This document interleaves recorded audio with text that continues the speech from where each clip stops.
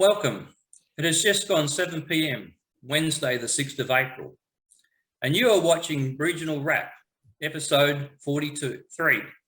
Regional Wrap, providing an insight on the issues affecting regional Australia and giving a voice to regional residents. My name is Bill Bates. Joining me on this episode, catastrophic bushfires, climate change or bad management, is my guest, Dr. Neil Burrows.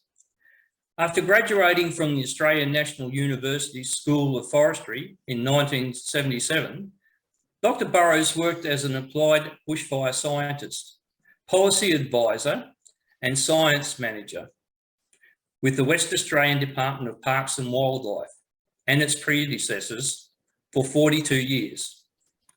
His research focused on fire behaviour and fire ecology in a range of ecosystems, including eucalypt forests, woodlands, softwood plantations in southwest WA, and spinifex grasslands in the Western Desert. In 1994, he completed a PhD on modelling the behaviour and impacts of fire in Jarrah Forest. Dr. Burrows has acquired operational experience in prescribed burning and bushfire suppression and has contributed to the development of fire policy, fire management plans and prescribed burning guidelines. Dr. Burrows is recognised as an expert in his field. He has participated in national and international science forums and review, has been an expert witness in coronial inquests, and has contributed to bushfire inquiries in Western Australia, Victoria and South Australia. Since retiring from the public service in 2019, he remains active as a bushfire consultant. In recognition of his contribution to fire management, in 2020, Dr. Burrows was awarded the Australian Fire Service Medal. I think we've exhausted the Dr. Burrows, so welcome, Neil. Thanks, Bill, and thanks for that lengthy but accurate, I should say, introduction. Good to be with you. Thank you for joining us. We'll like to start off with some of the fires of recent that have sort of pushed the matter in regards to action on both how to mitigate the situation and the actual causes. We have a situation now where almost in every discussion, climate change is raised, and a noticeable feature in the submissions to the 2019 20 bushfires inquiries, many of the submissions, both individuals and organisations, kept coming up with front and centre as climate change as a major issue. Do you think that's a fair way to look at things, or is that sort of setting us up, taking the eye off the ball of actual forest and land management? Yes, you're right. There has been certainly a lot of, I guess, blaming, if you like, of climate change on the major bushfire disasters we've had, particularly in the southeast recently. Look, devastating bushfires have a number of ingredients that come together to create the damage that they do, the intensities and the scale and so on and so forth of that damage. One is the weather, and certainly we are experiencing warming and drying trend in the weather patterns in southern Australia, certainly southwest Australia, and I think likewise in southeast Australia. And I guess that's where people that are promoting the climate change is the main driver of all this are coming from. But the other really important factor is the fuel condition. So where we have large areas of long unburnt forest or any vegetation for that matter, combined with hot, dry, windy weather, we're going to get devastating bushfires. Even accepting that the climate has changed or is expressing a degree of variability, particularly since the 1970s, it's certainly in WA, it's quite clear that rainfall has trended down and temperatures are trending up. and we are seeing a higher frequency of more severe fire weather days. But climate change in that context is not the cause or the creation of bushfires. It might be exacerbating them in some parts of the country, but it's not the cause of them. We have always had droughts and bushfires way back as far as records began sort of following European settlement, or soon after European settlement. We've had droughts and severe bushfires. So if we overlook the importance of land management and fuel management, and by that I mean broad-scale landscape prescribed burning, I mean managing fuels around settlements and properties. If we overlook that and simply look to climate change as the driver of this, we are going to see a continuance of a cycle of megafires if we don't address the fuel problem and we don't look at our land management practices. So they're the two main drivers: weather or climate and fuel. Both are involved in this. I can't see that it's likely that we're going to turn around the climate change scenario anytime soon. But what we can do immediately, starting tomorrow, we can actually get out there and start managing the fuel. Fuel provides the energy for a bushfire, and if we can reduce that in the right areas at the right scales, we can reduce the potential severity of the bushfires, and that will make it a lot safer and a lot easier for our firefighters to put them out. I think the other key factor too in the discussion about climate change is the proponents of climate change highlight that it's the increase of CO2 levels that are creating this issue and exacerbating climate change or creating climate variability. Now, since 1950s, when the first monitoring in Hawaii for CO2 was taken, I think it was about 320 parts per million. We're now up to 420 parts per million. Now, even if we take on board the problems of climate change and look at carbon emission reductions, that level is going to continue to rise, at least for the next decade, 2 decades, 3 decades. That's if we get our emissions under control. So if CO2 is the driver and it's only going to increase, we can't sort of look at the possibility, well, we'll fix climate change and that will fix bushfires, because the CO levels going to increase. So to me, it's important that we get the management under control, and that becomes the focus again in regards to bushfires. Is that how you sort of see it? Absolutely. Regardless of how the climate might be changing, we have had in the past and will continue to have droughts and bushfires. Now, they may be exacerbated by the changing climate, but that didn't create the problem.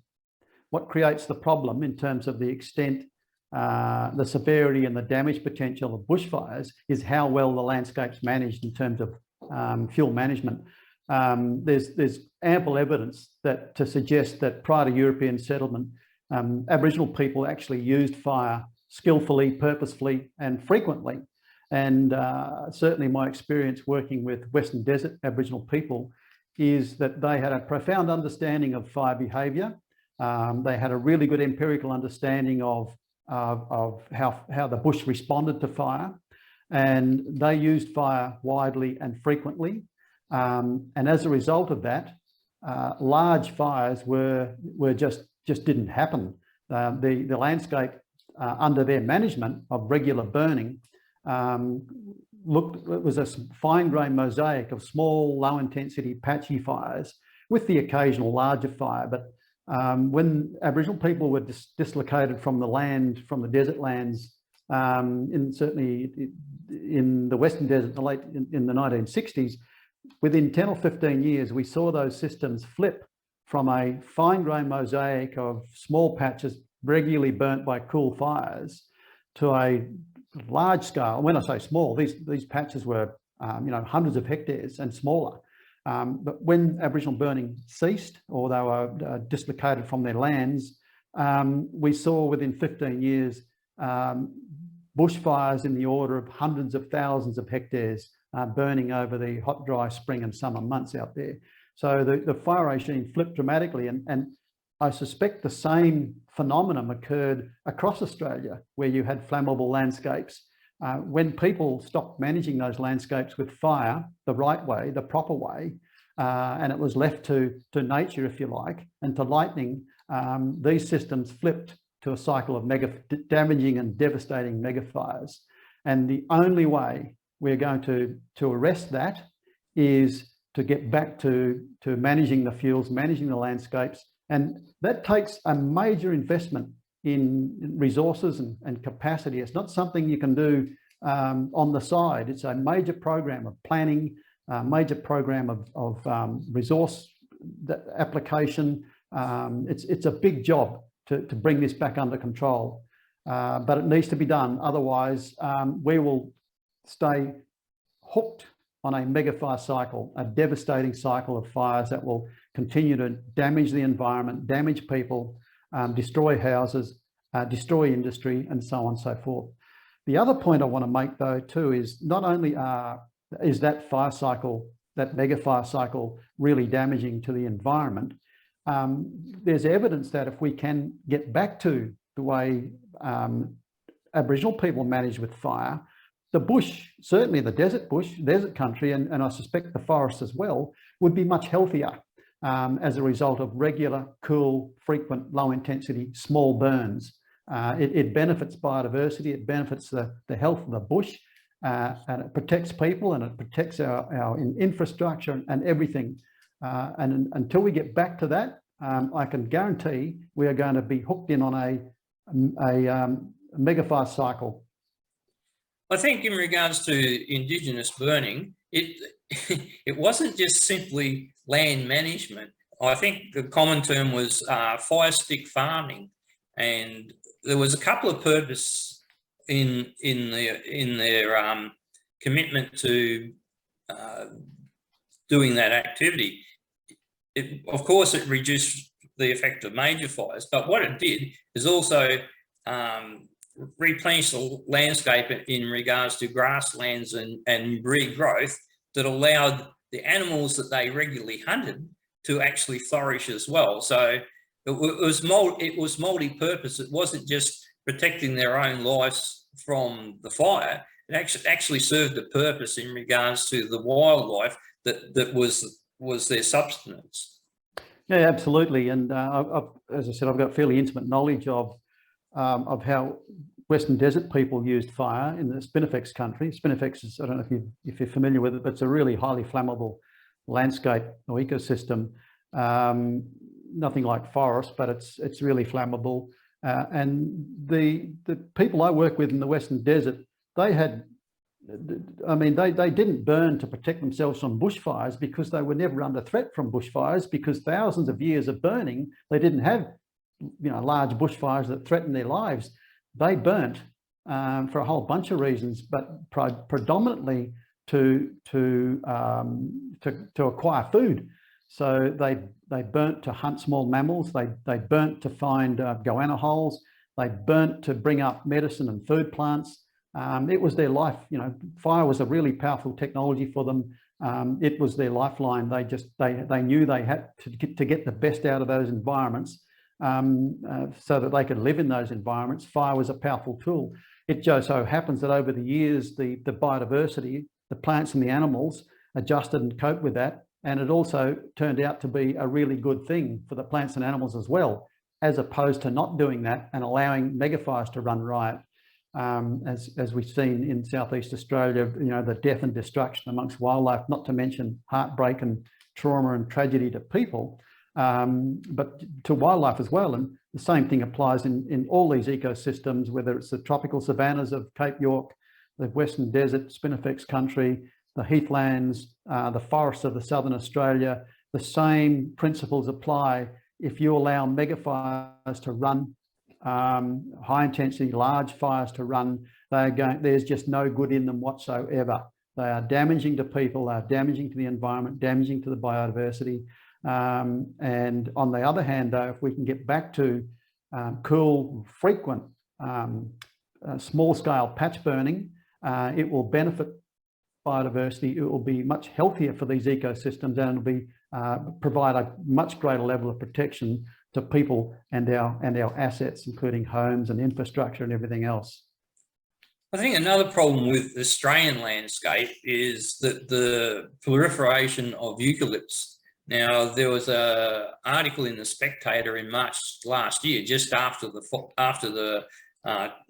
2019-2020 bushfire season by Jeremy Griffiths. And it basically says eucalypts are just infernos from hell, just masquerading as trees. Is the fire situation in Australia sort of exacerbated by the makeup of our forests? And because I also understand we also exported a lot of our eucalypts to countries like, to California in particular. I'm pretty sure we sent them into they got into the Mediterranean as well. So every year we have the same sort of scenario in California and their bushfires, Greece, Spain, because I was in the southern part of France going into Marseille and coming up over the hill. It's pretty barren in a lot of those places, but there were good old eucalypts, you know. You thought, well, I didn't think there were eucalypts in Europe, but obviously there are, and it seems that we were obviously responsible for, you know, highlighting the benefits of their drought resistance and stuff like that. So people took them up.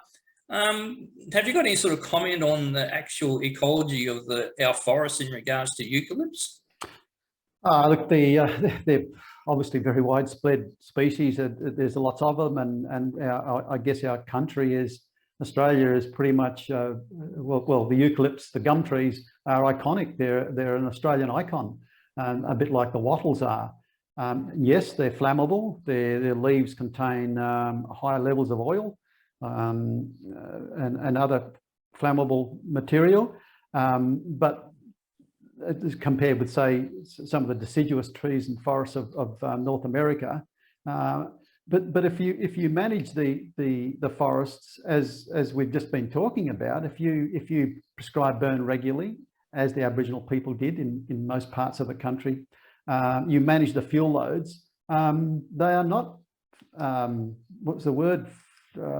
Trees or fires from hell or whatever. I mean, they only become really dangerous in terms of bushfires if you allow the fuel, that is the dead leaves and everything else that fall from the trees and builds up on the forest floor. If you allow that to accumulate, then you've got a dangerous scenario. But if you burn that off regularly, the eucalypts they're quite harmless. They're a beautiful tree. Most of them require fire for their regeneration and for their health. Regular burning stimulates nutrient cycling in the soil, keeps the soil at the right nutrient balances.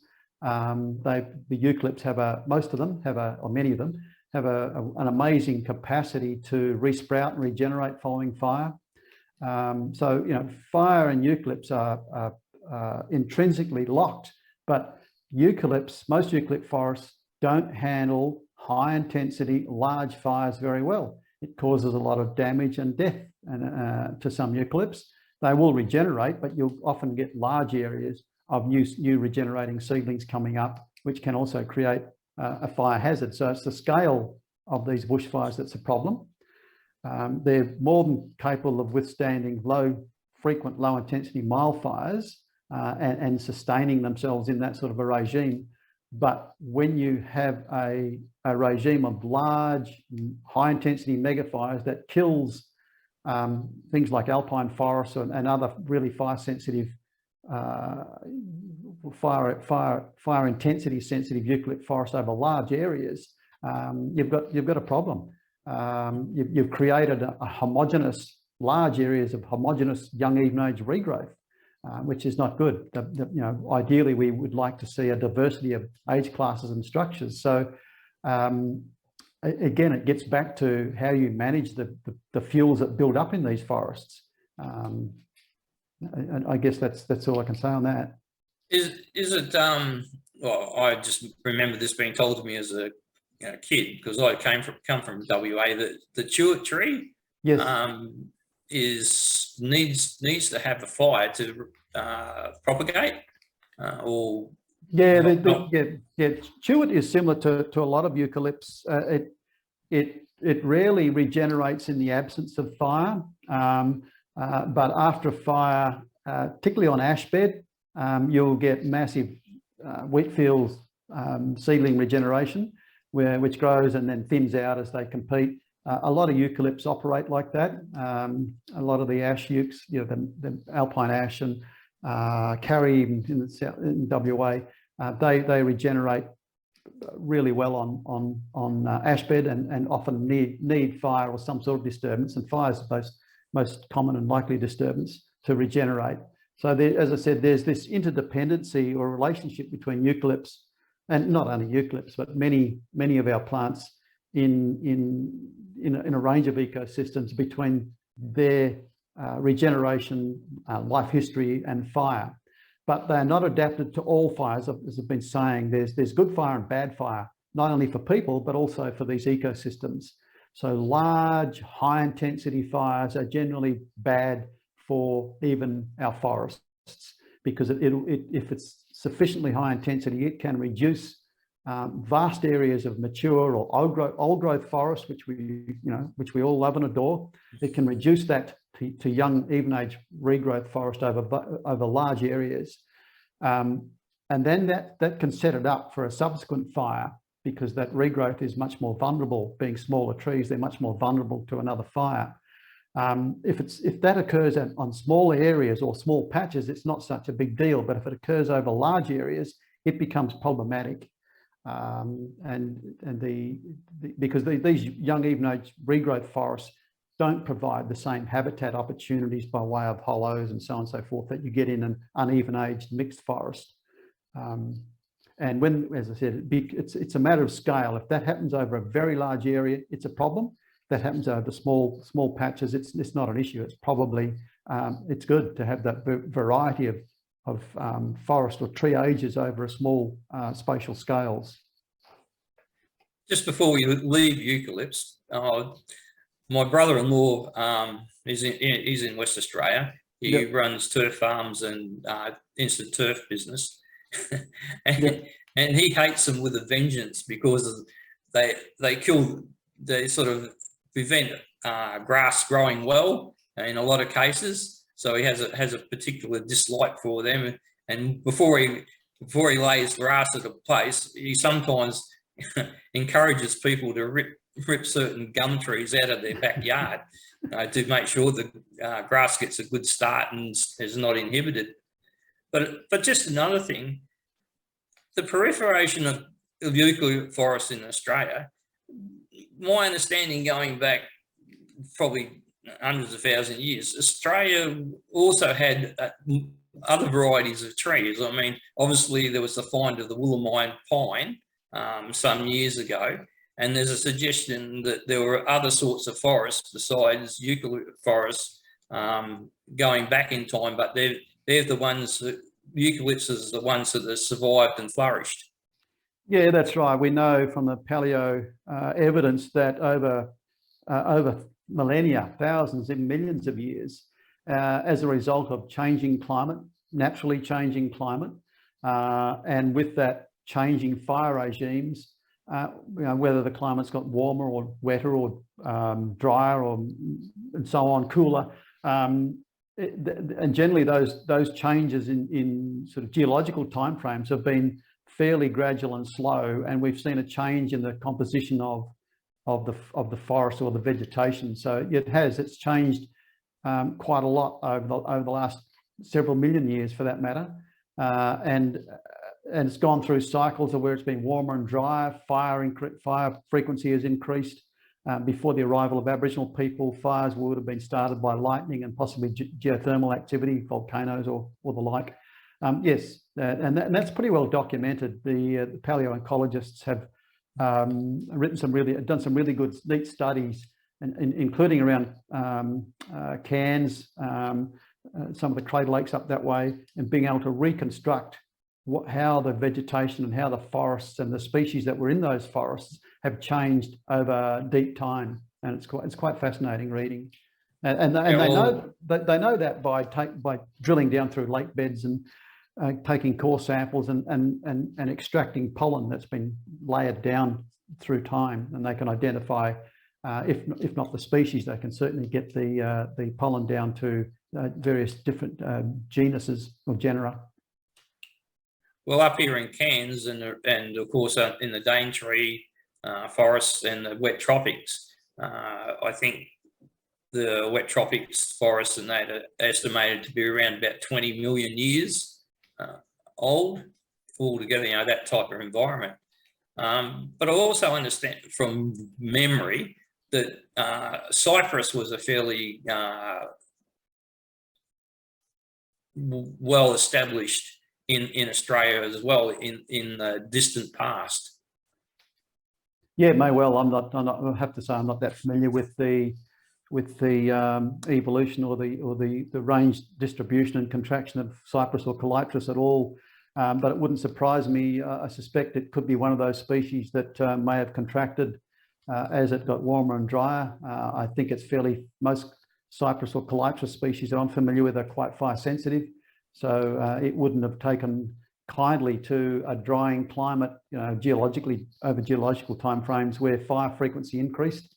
I suspect it may be contracted to some fire shadows, but or to areas where that are not so flammable. But it's outside my area of expertise. Okay, I just want to share a screen in regards to a bit of the history of bushfires in Australia, so people can appreciate how far it goes back and how extensive they have been. So we'll find that.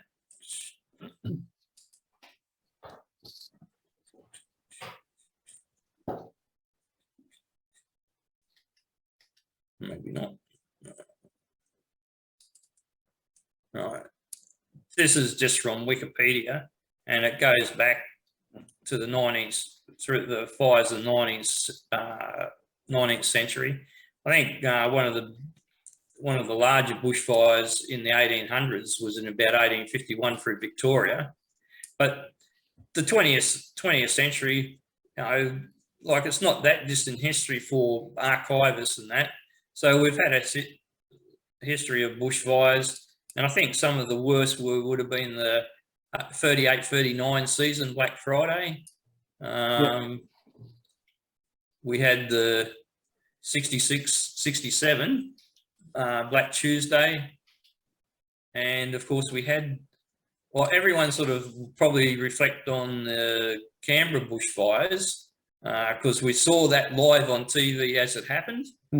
And also we had the 83 Ash Wednesday fires in Victoria and West and South Australia, and of course the 2008-2009 season, Black Saturday in Victoria. Now that fire, where we are.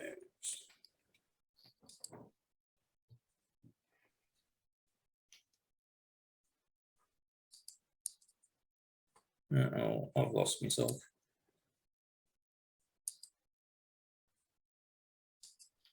Okay, we're back. So we've got a long history. The fires in the 1850s and that across Victoria and South Australia were basically grass fires predominantly, because we had a lot of sheep and wheat running at that time. But in our time, I particularly remember as a kid the dwelling up fires that you'd probably have a fairly good grip on in West Australia.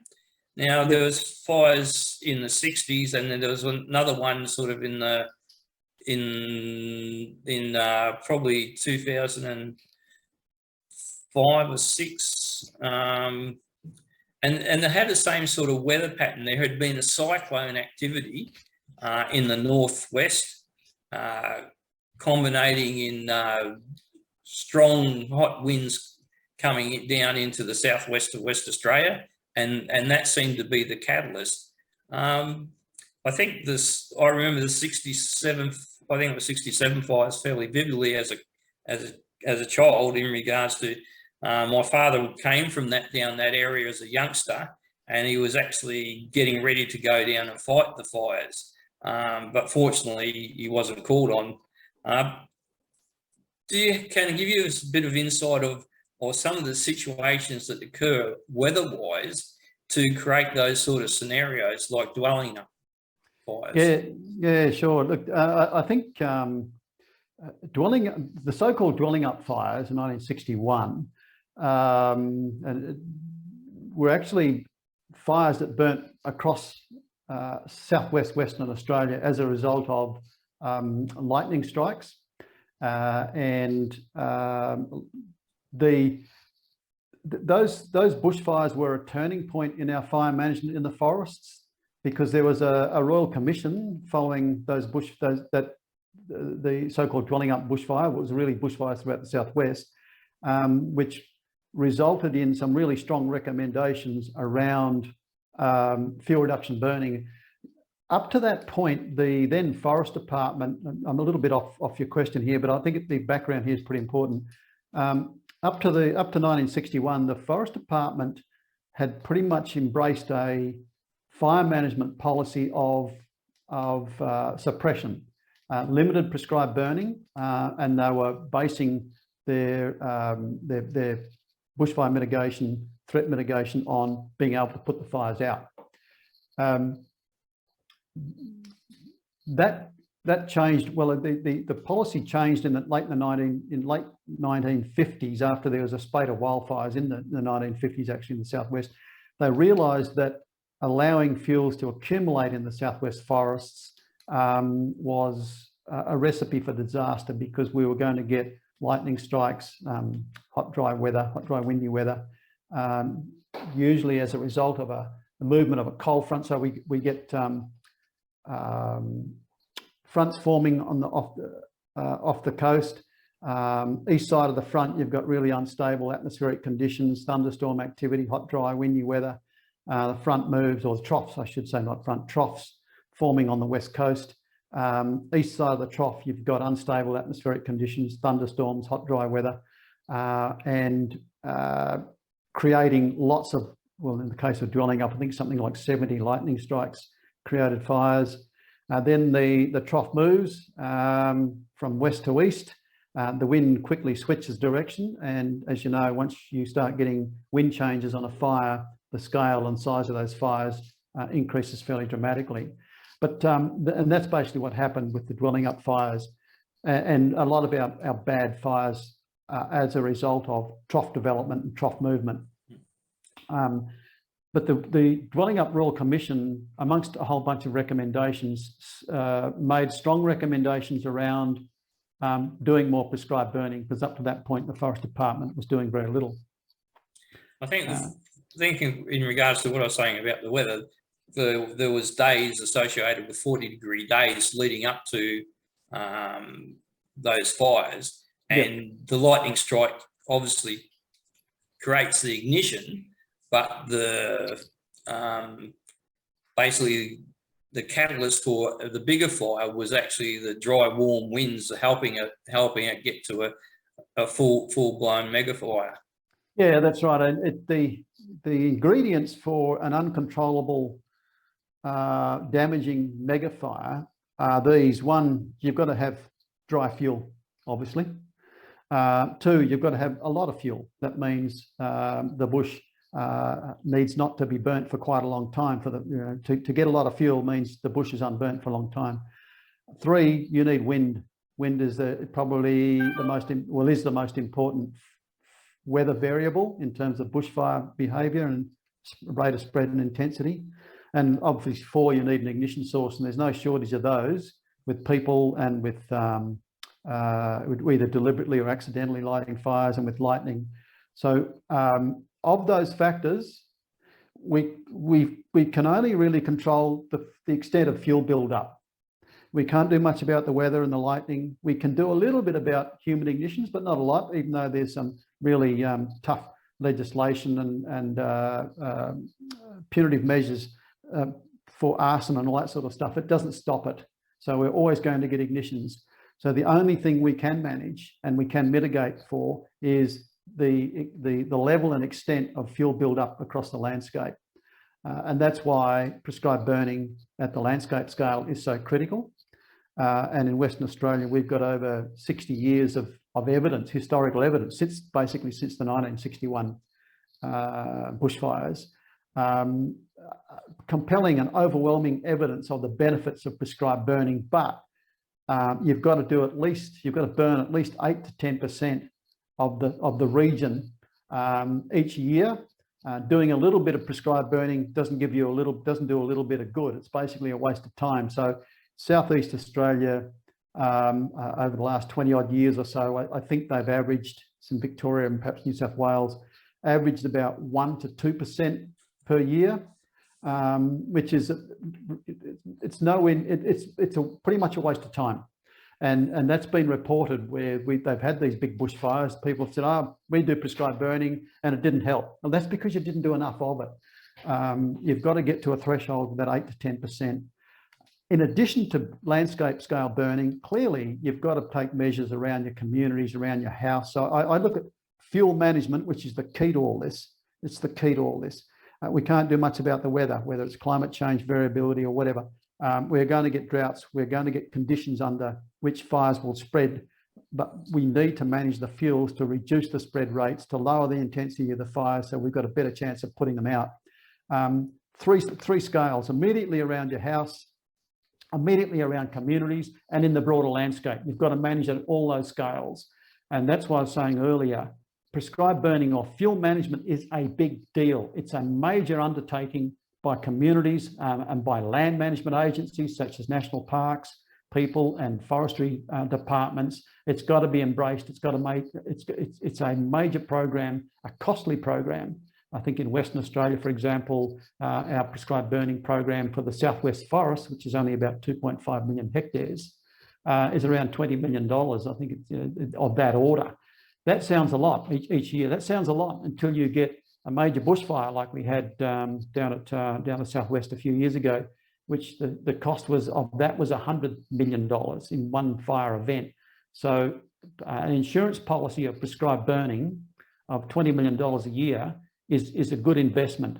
It doesn't prevent bushfires from happening, but what it does is, and we've got 60 years of evidence of this, it reduces their severity, it reduces their damage potential, it reduces their killing power, and it makes it easier and safer for our firefighters to put them out. So we get them and under control much sooner before they become mega fires and do all the damage. And there's evidence of that. It's here and sitting here in Western Australia. There's no other jurisdiction in the country, certainly in Southern Australia, that does anywhere near the amount of prescribed burning that we've been doing over the last 60 odd years. I think the other problem is we're talking about we need to have more prescribed burning and clearing around properties and that, but the legislation and the governments, both local and state, actually are making it more difficult. I mean, there's absolutely ridiculous restrictions on landowners and clearing land these days, and it actually is putting a lot of lives in danger because they can't remove the vegetation from their immediate area or what they consider that will keep them safe. You can't cut a tree down, and then you've got this other thing where you've got local governments allowing people to actually live in those fire-prone areas where they're actually going to protect the forest over the people. Yeah, no, they're good points, Bill, particularly the urban planning. I think we are making, generically speaking, it varies from jurisdiction to jurisdiction, but I think we are getting better at that. I think we are now taking, certainly in WA, we're taking much more notice of, in terms of urban planning and where we allow people to build, we're taking much more notice of the bushfire threat that exists there. There's building codes, standards and requirements, all sorts of things. But we have a legacy, though, a history of lots of what we call urban interface, where you've got houses up against bushland as a result of historical decisions that didn't take account of the bushfire threat. They're still there. So I think while we're getting better going forward, we've got a massive backlog, if you like, or a legacy of urban areas intermixed with dangerous bushland areas. In terms of private property, and I've got a small bush block down the southwest, and one of the difficulties I find is trying to get to do prescribed burning on that to reduce the hazard to my assets down there. As a private landholder, I don't have access to fire trucks and teams of people to come in and do the prescribed burning for me, even though the volunteers help out a bit. But it becomes difficult for private landowners that don't have all that equipment and all that access to all those resources to actually carry out prescribed burning, even if they wanted to. The other thing is, though, that the shires, who in Western Australia, and I think it's similar in most states, largely have responsibility for bushfire law on private property. And in many cases, the legislation exists there for the shires to enforce compliance when it comes to fuel management and fuel mitigation around dwellings and buildings and what have you on private property. But the extent to which the shires are willing to enforce those bushfire fuel mitigation standards is highly variable across Western Australia. So some shires are really diligent and they really put pressure on private property owners to clean up their act, literally, in terms of the fuels, where other shires don't want to know about it. But there's this problem of private individuals, if you like, who have got small bush blocks or semi-rural blocks of land, having the capacity and the resources to manage fuel build-up on those blocks. We need to look at different models. I think Tasmania has a pretty good model. I know Tas Fire Service, I understand, will assist with fuel hazard mitigation on private property at no cost to the landowner if it fits in with their broader scheme of strategic fuel management. And I think we need to look more closely at those sorts of models to assist and to help people once they're already in a fire-prone environment. Whether they should be there or not is another question, but if they're already there, what can we do, both in terms of carrots and sticks, to get them to clean up their fuels leading into a bushfire season? Well, one of the areas that I get really concerned about, because I lived in Victoria for a long while, is the Dandenongs and the established communities in that location. I'm quite surprised. I think in about 1998 they had a fire through there, and I think 3 people died. But there's thousands and thousands of people living up there in places like Emerald, Monbulk, Sassafras,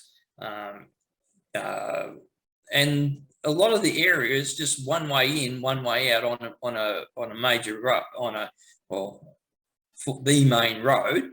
But you could easily see how it could quickly get blocked up if people actually wanted to get out. So I think they've been fairly lucky over time that something more disastrous hasn't happened. So, like you say, it's going to be difficult how to sort of protect these people as time goes on, whether governments actually have to buy them out and move them out of those areas, or they just got to have to take pot luck what happens in the future. Yeah, I can't see governments buying them out. I think, again, we've come I guess it's too easy to be cynical about this stuff, but we have come a long way in terms of public education and awareness and sort of notions of shared responsibility when it comes to dealing with the bushfire threat, understanding that it's not the responsibility of firefighting agencies or land managers. We all have a role to play here and in protecting ourselves. I think we've come a long way in that. I think we've come a long way. Certainly, the fire emergency services have come a long way in educating people about what they need to do. Prepared in preparation for bushfires, how they're going to respond, etc. The communication is much better. So we're making progress, but all of that would work much more effectively if the bushfires that were threatening these communities was slower moving and not so intense and low intensity as a result of having treated fuels in those landscapes. All these other measures that we put in place would be much more effective. We cannot put measures in place in areas that exist to protect these areas from a major fire burning in long unburnt fuel on a really hot, windy day, on an extreme or severe or worse fire danger rating day. It's really difficult for us to be able to protect anybody under those conditions. But if we can take the sting out of the fire intensity, slow the fires down as a result of prescribed burning, strategic broad-scale prescribed burning, it gives a much better chance for those other measures that people take to be successful. Because Australia is such a big landscape in that, and especially in the southeast, there's large forest areas where there's no sparsely inhabited. We have bushfires breaking out intermittently in these inaccessible areas. Do you think that there's sometimes too much effort to try to put some of those fires out when they're actually just burning in no man's land and not a threat to life or property? Look, Western Australia is probably a good example of where that happens a lot. Where we have bushfires burning in remote areas. Most of Western Australia, you could say, is a remote area. There's vast areas of remote country in WA. And certainly, unless there are life and property values at risk, our fire authorities and land management agencies generally don't go and put the fires out. If they're burning away, well away from life and property values or any other value, they generally let them burn themselves out, because we just don't have the resources or the capacity to get out there and put out bushfires in remote, far-flung parts of the state unless they are threatening a value. So I think many jurisdictions adopt the same attitude, although there may be some areas where people will rush out and try and put out a fire that's burning in a remote area, but unless it's threatening an asset, and that asset may not necessarily just be people and property and farms or pastoral areas. It could be areas of high conservation value that would be worth protecting. But again, in those areas, if you're going to launch fire suppression operations in those areas, you should be willing to also get out there and have prescribed burning programs in place as well. Just moving on to the 2019-2020 bushfires in southeast Australia. Those bushfires were burning in remote locations for a number of weeks before we actually got to the January scenario where we had Bega and that under threat. Do you think that was well managed in regards to getting prepared as the fires were coming out of those more remote areas into build-up areas, and the triggers, of course, for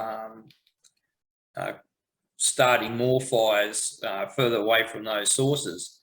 There's been some criticism also that there was, I think, in the 2018 fires near Bega in Tata, that was should have been a wake-up call that was sort of ignored.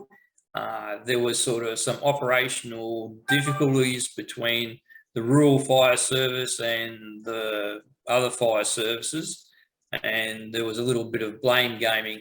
Do you think there's still a good capacity? There's a lot of capacity where we can improve on the actual communications and coordination in the future? Absolutely. Look, I'm not completely familiar with the examples you gave, so I won't comment on those. I just don't know enough about the detail there. But we can always improve on our communications and our coordination, and almost invariably that comes up as a sort of a recommendation in any inquiry or Royal Commission into these bushfires, is the way we communicate between the agencies that are responsible for managing the fire, the way we communicate with the community. That always comes up as areas for improvement. As I said, I believe we are getting better at this, but there's still room for improvement.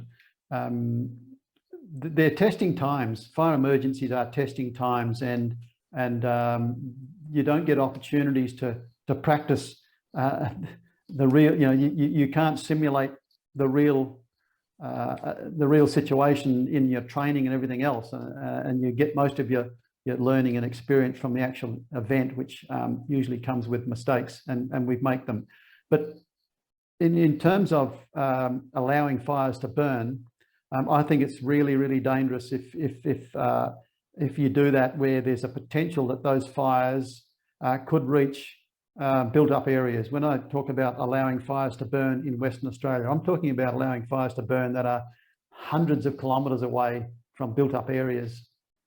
So, if you've got a bushfire starting in sort of wilderness forest out the back of Victoria or New South Wales somewhere, Kosciuszko National Park or wherever, you need to be, if you're deciding that as the land management agency or the firefighting agency that you're not going to put that fire out, you're going to let it burn, you better be bloody sure that in the next week or two it's either going to go out and not in a week or two or even 3 weeks still be running around and end up on the back door of Canberra or some other built-up area. Generally in southwest Western Australia, no, not generally, exclusively in southwest WA, our policy is to put fires out regardless of where they are. We just do not have a let burn policy, because we know that if we don't, while they might be burning in a remote area today, in 2 weeks' time they could be on the back door of a built-up area, and they'll be in that time they'll be 10 times bigger than what they were when we should have gone and put them out. So I think the let them burn policy, or let it burn policy, needs to have some really tight criteria around that, because I know of examples in the east where letting a bushfire burn in a remote national park has ended in disaster. Just in regards to fire service, and of course with the country and rural areas, there's a lot of volunteer services. I'm not so familiar with West Australia's current situation, but we have had situations, especially in Victoria, where there's a big argument between the CFA and then the Metropolitan Fire Service and the volunteers versus the permanent paid staff. It gets a bit argy-bargy to the extent where a lot of volunteers, in some instance, basically want to walk away because of the structure, but obviously their community service is so strong that they won't. In West Australia, how does the sort of volunteers and the sort of permanent type staff interact? Yeah, look, I think overall it works pretty well. I think there are obviously rubs, the sort of rubs you just talked about. They occur between the professionals and the volunteers. But again, I think we're getting better at that. I think the fire and land management agencies who have so-called professional firefighters in them, they've learnt to respect the volunteers. Volunteers are just so important. We couldn't get half of what we get done in terms of bushfire suppression without them. They are invaluable as a resource. They are invaluable because they know their patch, they know all the roads, they know the bush. Their local knowledge is incredible. But sometimes there can be, I guess, a lack of respect for the volunteers by professionals. But I think by and large, certainly in WA, again, we're on the right trajectory.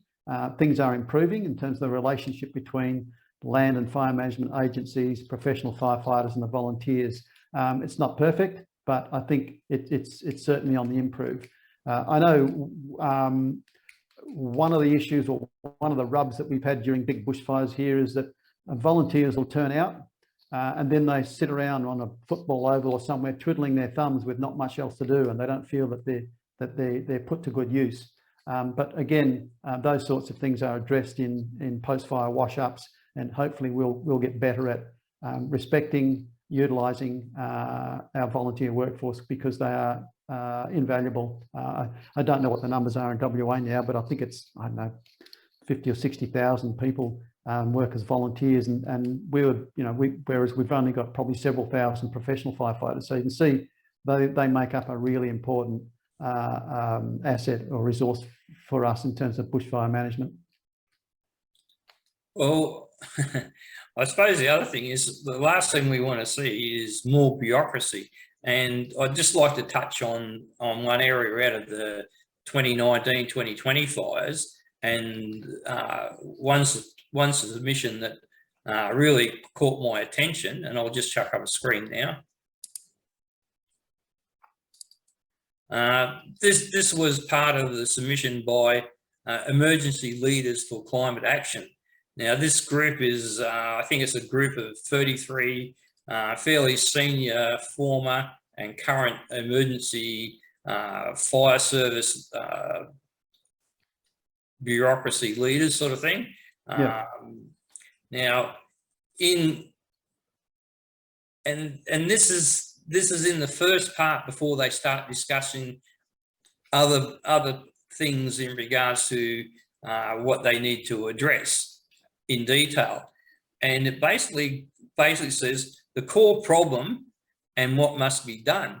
And it basically says that climate change is the be all or end all, and we need to address the emissions from burning coal, gas and oil, and all those things. And it says these things, including like blaming arsonists and lack of prescribed burning, is really taking the eye off the ball of this climate change scenario.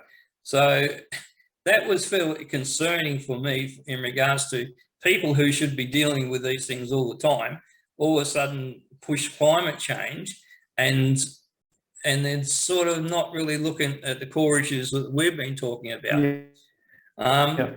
And what seems to happen now in New South Wales as a result of that inquiry, the number of reports, because I think there was nearly 1,000 submissions altogether from individuals and organisations, and there were so many that sort of somewhere in it or leading into it, there was the same comment about this climate change.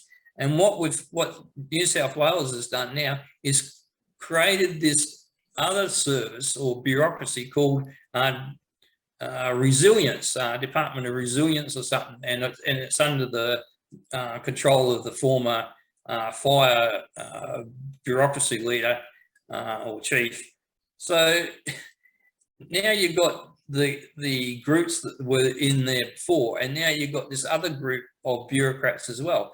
Do you see that as a problem going forward, especially if you get this overarching group who's got this particular focus and heaps of money being poured into it, that it sort of detracts from the people who are actually dealing with the fires? The problem I see with what the fire emergency leaders submitted to that inquiry or royal commission, the problem, and you're right, I've read through that, and there's a major emphasis. It's all about climate change. And then they lead into other things about, how we need to get more suppression capability and all that sort of stuff. But The big thrust of their submission was, we've got to fix the climate up because that's what's driving these bushfire disasters. Interestingly, in a couple of their recommendations, they do touch on fuel management, but they give it superficial coverage. It's really fleeting, and the emphasis is on climate change. This is silly and it's dangerous, because it will, as you say, distract people's attention away. And people listen to these, and I think they're mostly men, these guys that make up this fire emergency leaders group, because they are senior and serving senior bureaucrats. So people listen to them. So they can be quite influential, not just citizens, but governments and policymakers listen to these people. But they're getting bad advice. As I've mentioned earlier, the bushfire threat, the bushfire losses, is a combination of climate and weather. And certainly in parts of Australia and parts of the world, we are seeing climate variability, or the climate changing. It's becoming warmer and drier. So we're going to have more days. Now we are having more days of high fire danger rating, and more likely more frequency of droughts, more likely more frequency of catastrophic fire days. The data is showing that. Now, what's driving that? I'm not going to go into that, but we are also, the other really, really important, and there's not much we're going to be able to do about that. As you said earlier, I can't see us fixing that up in the short term or even the medium term. And even if we do go back to what the old climate was before we put CO2 in the atmosphere, we are still going to have droughts and bushfires.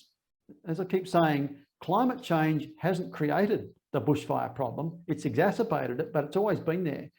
The only way, well, not always, it's been there since basically European settlement. I'm pretty sure Aboriginal people didn't have the problem prior to European settlement.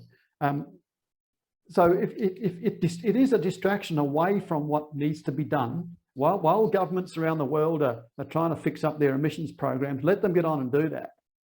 But unless we address the other major problem, which is build-up of flammable fuels in our bushlands, unless we address that, I can assure you, we will have a continuing cycle of megafires, death and destruction. That's going to happen. And I just don't understand why people, including these fire emergency leaders, don't see that and admit to that.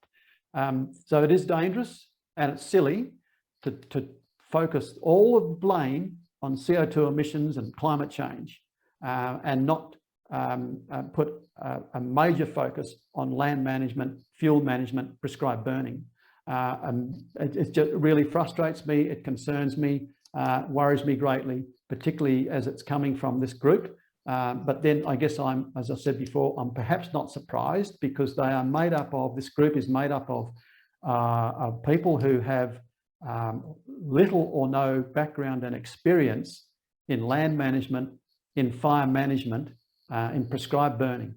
They are responders. They are all about responding to a fire emergency. That's their background. So perhaps I can understand why they are peddling what they're peddling, but it is dangerous. And if governments embrace this, that is, if they just say, well, all we've got to do to fix the bushfire problem up is reduce emissions, you're living in cloud cuckoo land. But in New South Wales, there is little doubt that Department of Resilience actually came out as a result of that inquiry and created that. And everything is a finite resource as far as taxpayers' money and all the other demands on government. It's fairly concerning that you add this other group into the system, that you now got people there on salaries of $500,000 plus. Then you staff it up with, $100,000, $200,000 a year management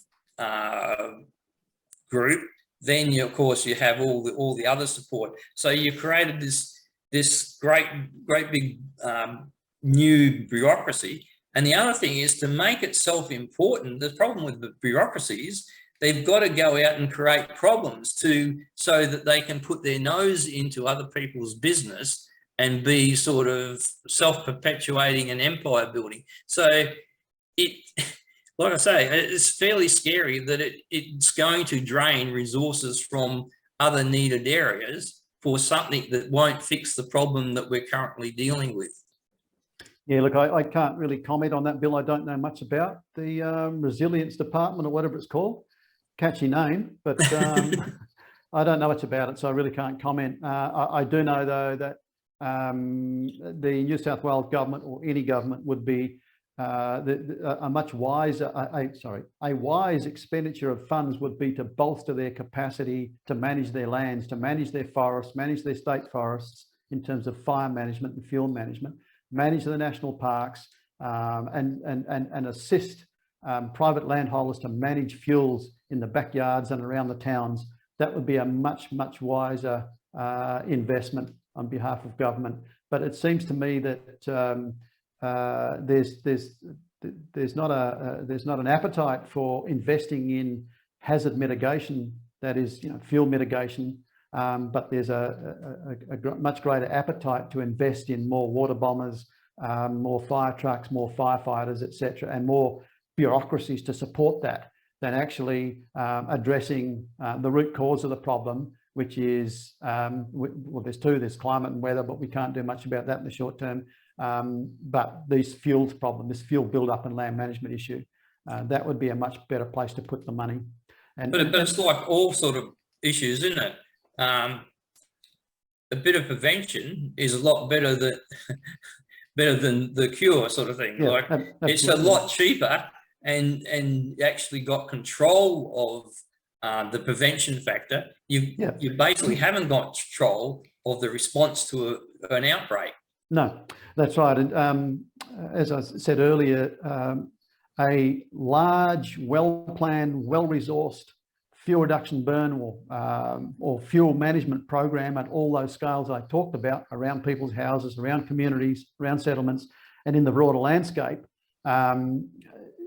that won't prevent bushfires from happening. We will still have bushfires occurring, but I can guarantee, based on 60 years of evidence in southwest Western Australia, if you've got a really good fuel reduction burn program in place, well planned, well executed, well implemented, I can guarantee that the scale and severity of these fires, the quantum of losses as a result of bushfires, will come down drastically. We won't prevent them, but we will drastically reduce their negative impacts on people and on the environment, infrastructure and everything else. We've got 60 years of history here to show that. Just on that, my concern in Western Australia is that we have been, there's been a trend for our prescribed burning program to fall behind. That is, we are not regularly maintaining our 8 to 10% per annum. And that's not because of policy change. The policy is still there, the desire is still there, but there are other constraints on us now, which includes climate change, if you like. The windows of opportunity that were open earlier as a result of a drying and warming climate have moved around. I don't think they've closed, they've just moved around, and we're still working out where they've moved to and how we can capitalise on that. We've got air quality issues over smoke over Perth, smoke over grapes, and a loss of experience and expertise in the agencies as all the old fellows like me move on and move out. So there's a whole bunch of things that have come together to cause us to not be able to meet our prescribed burning program. And I'm fearful that, particularly down around the southwest, down around areas like Pemberton, Walpole, Denmark, where the fuel loads are increasing over broader, bigger areas because our prescribed burning program has fallen behind for those reasons I mentioned. I'm fearful that we are going to have a major fire down there at some stage soon. I think in Queensland, we also have a government that's got this policy of increasing the state or national forests up to 17% of the land mass. The only thing I'm concerned about with governments in regards to having lock up more land is they're notoriously bad at actually managing the assets. Like, the worst neighbour, if you're a farmer, the worst neighbour you can have is a state forest, because you can bet noxious weeds, feral animals will come out of their area and get into yours. Is that a trend over in West Australia as well? Is there a sort of bit of a thing by the government to sort of increase more land holdings to categorise them as state parks or whatever that basically locks them up? There was, I suppose, a period, perhaps 20 years ago, when the area of national park in Western Australia was increasing as a result of a deliberate policy to have in place what we call a CAR reserve system. That's a comprehensive, adequate, representative reserve system. So vast areas of vacant Crown land in particular were converted to national park, and certainly large chunks of state forest. As the timber industry has gone into decay and decline, large areas of state forest have been converted to national park. But generally, when there's generally been money available to purchase the land for national park, but there hasn't been enough money to manage it. And the state government agency here understands that. They would like to manage these areas much better than what they are at the moment. But it's really down to funding and resources and money that's not available in government budgets to manage these areas. And that's patchy across the state. In the southwest, particularly where the population density is much higher, there is a much better level of fire management than more remote areas, and that makes sense because we've got more people at risk, so there's more money put into managing fire. The southwest, again, a lot of the ecosystems in the southwest contain a lot of our really important rare and endangered fauna. So there's a major baiting program called Western Shield in southwest WA that has been highly effective against introduced predators, particularly foxes, to a lesser extent feral cats, and that's worked really well. But once you move away from the more populated parts of the state into the more remote regions where we have national parks and nature reserve, yes, I know a lot of the pastoralists that are joining our nature reserves and national parks don't think very highly of the government land managers, particularly where the government land managers has the land, but it's not able to do anything with it in terms of managing pests, ferals, weeds, etc., etc. It does cause some aggro with pastoralists who are doing their best to try and control wild dogs and what have you, and yet they don't see that it's necessarily reciprocated on government land. The WA government is aware of that, but it's just a matter of resource allocation to manage these vast areas. We've got something like, I think, 88 million hectares of land that the state government manages either as state forest or national park or nature reserve, which is a big chunk of country. And we just don't have, well, they don't have, I keep saying we, as I'm still in the organisation, but they just don't have the resources to manage it how we would like it to be managed. So they've got to prioritise. Okay, look, we've gone over the hour, so yes. We'll just wind up now. If you just, I suppose it's just a matter of reiterating the mitigation process that's fairly simple in regards to the records that we possess and the information and expertise that exists. But I think the barrier might be actually to get it across the line with the new generation of bureaucrats and things like that. So do you think that's a bit of a barrier going forward to sort of get your type of experience back into the organisations that are making policy? Absolutely. There's a couple of barriers, if you like. A major one is this ideology that I've talked about before of non-intervention, basically not carrying out any prescribed burning or of that nature in our public lands. So what I call the anti-burners, and they are and people who focus on climate change as the problem and not on fuel management. They are a threat to good land management. There's no question about that. And these people that hold these views, as you said, as we just discussed, they're people of senior, come out of senior positions in bureaucracy, such as the fire emergency leaders group. These are people who the broader citizenry would listen to. They're people in academia who peddle this stuff as well. And because they're professors or associate professors or whatever out of a university, people think they're experts and think that they should be listened to. It's dangerous stuff because a lot of these people do not have land and fire management experience. They don't understand the concepts of prescribed burning. Prescribed burning conceptually is pretty simple: reduce the fuel, reduce the severity of bushfire. But the planning and implementation of a prescribed burning program is complex and it's costly. And I think sometimes it's convenient for governments not to go down that path. I recall talking to, I won't mention names, but talking to one of the people many years ago that are in this fire and emergency leaders group after a conference, having a beer in Sydney. It actually was at a conference in Sydney. And I said to this chap who shall remain nameless, you know, I think you guys need to do a lot more prescribed burning than what you're doing. You're only doing about 1 or 2% a year. You need to really up that to get up around 8 or 10%. That's been our experience in the West for 60 years. And he said, well, why would I want to go out there and do prescribed burning and be a villain when I can go out there and put fires out and be a hero?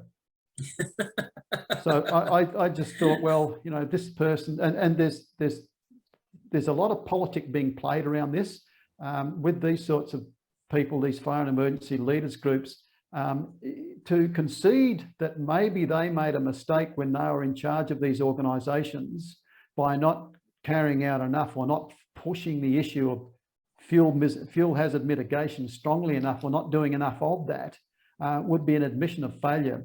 So sometimes I get, maybe I'm being cynical here, but sometimes I think maybe they're pushing the climate change stuff to divert attention away from what they should have been doing while they were in those senior and important positions, which is fuel and hazard mitigation and driving that much stronger. Okay, then, thanks very much for your time tonight. It's been greatly appreciated. If you just stay on the line, I'll wrap it up now and introduce next week's guest. Sure. If you enjoyed tonight's show, please like, follow and subscribe to our Facebook page and subscribe to our YouTube channel. Next week's episode the guest will be Professor Mark Howden. Professor Mark Howden is a contributor to the IPC process in the assessment reports, and he'll be joining us to discuss the works of Working Group 1, which is actually the science that the climate change philosophy is built on. And so if you're interested in that, please join me next week with Professor Mark Howden. Thank you.